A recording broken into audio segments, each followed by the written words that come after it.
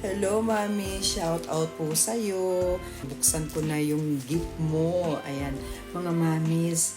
Ito, meron tayong gift na naman, no? Meron naman tayong matatanggap na regalo na galing po sa USA.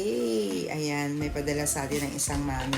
So, excited na tayo. Mastos pa si mami para bumili netong gift niya sa akin. Nagbayad pa siya ng kanyang, ng kanyang package. No, nagbayad pa si mami. Grabe.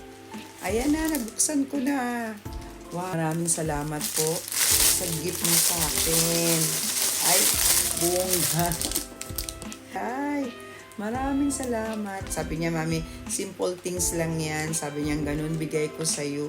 Diyos ko, mami, hindi simple yan. Nag-abala ka ng oras mo. Totoo lagi, on the go. Lagi ko siya mabibitbit. Saan man ako